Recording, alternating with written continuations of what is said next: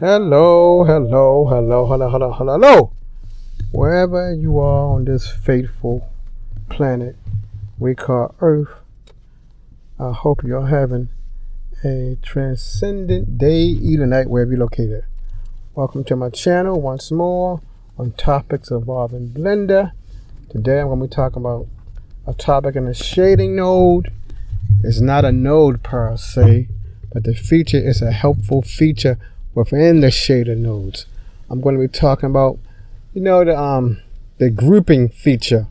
I can't call it node, but I'm going to be calling it, you can call it node because it does make one node. So I guess I can call it the grouping node within Blender. It does have a flaw feature to me. To me, it's a flaw. To others, it may not be. So let me jump right into my little scene now. Here's my little scene of a little simple crate. Little simple crate I made for my little demonstration. Alright. Here's my shader right here. And I explicitly have it on this because I wanted to go over something on this scene right here. To me, when I was starting off with shader, I'm going on year 2. These color things didn't have no meaning to me. I said, what in the world do all these colors mean? I have an idea. I'm getting there. But I want you to get in mind, people, the main thing we need to know of, where all these colors seem to meet at, that's like our X point. Here's an X point. You can think of this as an X point, and we know that in general life, usually where things meet at, that's our origin point. So think of that as your origin point when we start doing what I gotta do. Okay, so let me just open the file again to make it quick so I don't have to be fighting around with it. Alright, so we back to where I want to be at.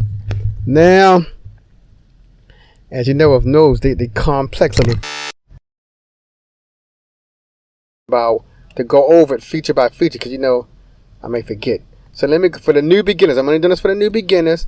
What I have now is my texture node. The texture node, I choose which one and it fits a particular object.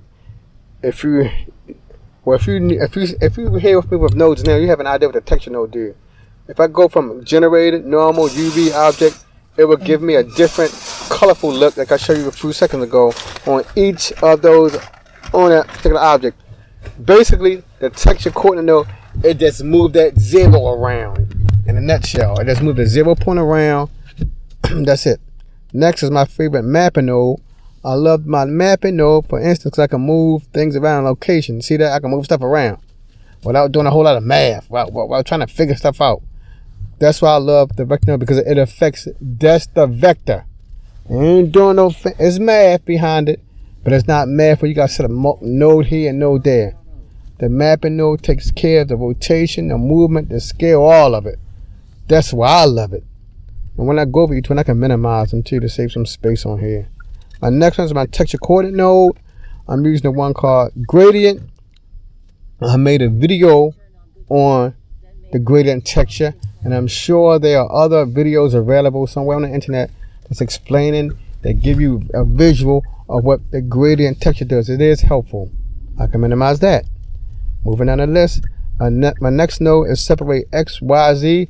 It does exactly what it says. Now, I'm sorry if you're in here for nodes. To use nodes, you gotta have some basic math knowledge. You should have some. Let me see, the math you should go up to is like trigonometry. Yeah, you should have math skills that at least go to trigonometry because it does cover polar coordinates. I haven't gotten to that yet, but I do know what polar coordinate is. But in real life, I don't use polar coordinates, but I know what it is, and that's the most important thing. Knowing what it is. Separate X, Y, Z. In this case, I'm just separating X because you see my noodle, the little line, the noodle. It's called a noodle for the new people. It's connected to my X socket and to my value. All right, the main subject of these nodes is knowing these math nodes. I use the multiply node, and I explicitly know what the multiply node is doing. That's what comes over time. You will begin to visualize what the node would do before you connect it. I had an idea what the multiply would do before I even put it there. Let me give a little demonstration what multiply do. See, it's another way of moving my thing around like I did it with the mapping node. I know exactly what's going on here. It's multiplying the X value because I'm only moving on X. So is multiplying each x value by itself. So in a way, the color become a little bit darker or lighter. If I multiply negative times a negative, I get, if I multiply negative times negative, I get a positive. In that case, I do get a positive. But for the most part, when it's multiplying, but even if it is positive, if I multiply negative 2/10 times 2/10, I'm going to get a small value like 0.04. So it's still going to be black because it's got that 0 right there.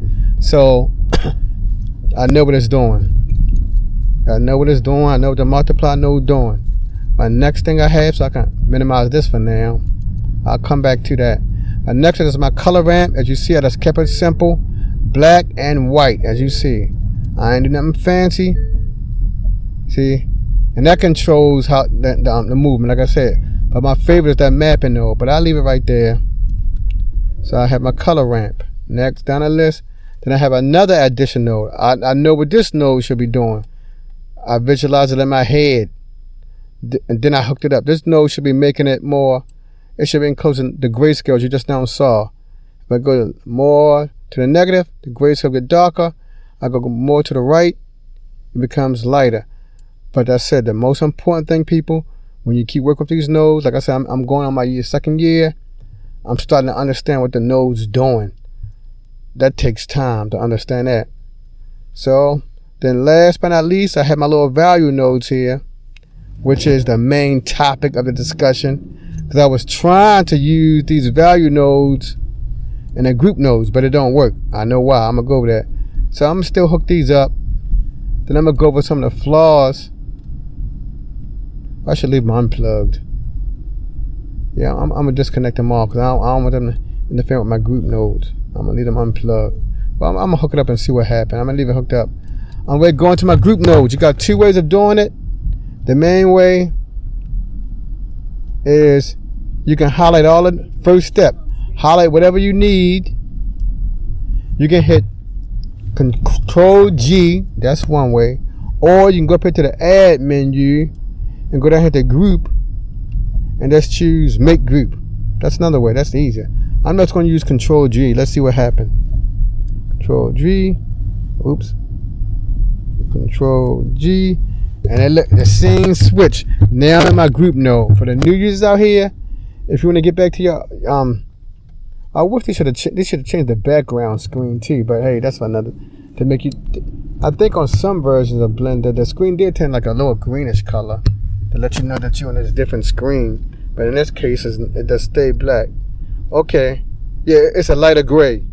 Now it's darker. So they did make a little change. See, now I went back to my original screen. Now you see right here, one big node, the group node. So what I was right before is still a node. It's a group node, and it's only hooked up to my vectors, and I got one value, and that value represents the value nodes. I was thinking about that. Now I'm gonna hit the tab key again and go back into all my other nodes. Tab key. We back. Let me zoom out.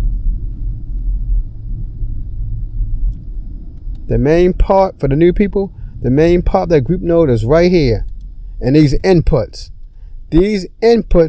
take the place of these value nodes, which I named. I'm gonna delete my value nodes. Delete that one. And I'm gonna show you the flaw. To me, that's a flaw with this node first. All right, so I'm gonna hook my first value up right here. And for this, I want to give two demonstrations because that's better. My first value here. Then I'm gonna go into my second value right here, my other add one. Wait a minute, let me do this. Take this value, hook it up here. Oops, it didn't hook up. So you know how that goes. All right, here's my noodle. I hope it hooked up. Yes, it's turning white, so it should be hooked up good. Now, if I switch back to my default node view, it got, as you see at the bottom right here, let me zoom in, it got two value nodes here, but it's non-descriptive though. So before I go over the weakness that I found in them, let me give these things a name. Let me go click on option if I can see it clearly. Option. Now I gotta click on this list. Oh, here it is right here. I clicked on group. I'm gonna call my first one. I'll give my second one a name first. I'm gonna call this grayscale. Gray scale. I call my first. Let me see if I named it. Great. Yes, it did name it. It got it right here. Grayscale. Now I'm gonna call my other one. Click on it. Click on it. I'm gonna call this movable. I just call it move because I'm moving that back. I'm moving that black texture. I just make it a simple name. Movable. V-E-A-B-L-E. I hope I get the spelling right. Okay, so it's good. Now, let me switch back to my the first view. Right here. Now within here, when I'm back into my original node view, I can adjust my nodes. You see that? I'm moving. It's moving. I can adjust it. And then I'm going to grayscale. See, it got gray. So we see that it works perfectly when I went back to my standard node view. Let me hit the tab key again and go back into the group node view. Now from group node view, here's the weakness. I cannot make no adjustments because all the sockets are hooked up to something. I can't change anything. I can't change nothing. And okay. Now I'm going to show you what I did. I discovered for me, I don't know if this may work with other things in the future, but at least for now, I found a way where I can still make adjustments toward it, even in the group node view. Like I said, because now I say my brain is starting to get adjusted to these nodes. What I have to do is just add an add node. Then I can make adjustments to the movable and to the grayscale. Let me move this up some. Watch. I'm just going to add a simple add node here. Because I said, these two values, value hooked up. I can't make no adjustments because it's hooked up to the group input. I can't adjust it in this view. But if I add a simple add node, go to converter, math, just leave it on add node, hook it up. And it was already grayscale before, so I'm not going to worry about that. I'm going to change my value and let's see what happened. We see that it's moving. So that's the way people, and then since it's add, the thing I like about add is not going to affect your color intensity much. You know, to the normal human eye, I can't tell because it is adding X, the value to the value. X to X, Y to Y. It's doing that. But the human eye, I can't detect it much. And then plus when I'm finished, making my adjustments, I can get rid of it. But it's letting me work with it in that group node view. I want to go to my second one. Hit Shift D. Hit Shift D. Remember, before I do that, remember, I'm going to go over here. Let's look at this socket. See this socket, add two values. I can't make no adjustments with it. To make adjustments, I will have to go back to that to the actual node view. But let me hook it up here. Hook it up. Let me open it up. I don't know why it turned black all of a sudden. It didn't do that earlier. Oh, maybe because it has a value in there. That's why it's black. Because I made an exact copy of it. You remember, I made that exact copy. Let me put it to 0. See, that's why. Remember, it only had that value because I made an exact duplicate of the other one. Now let me see if it affects the grayscale now. You see that? The grayscale. So that's it, my good people. I just want to show you what to do to how to still make adjustments to your textures, because it's a texture. It don't look like it, but it is a texture. Everything that we make in this shader is a texture. Everything is a texture. Everything. So I showed you as you see, I'm getting better and better with these nodes. So when you hook it up to the group input, you lose functionality. By adding the add node, you gotta have an idea what new to hook it up to, but it's straightforward. It's straightforward to know which one to hook it up to. You will gain that functionality again without disconnecting the node. Because I could disconnect the node and mess with it and then hook it back up. I don't have to. And then if I want to, I can hit M. If I'm finished, hit M. See, it went back right back to normal.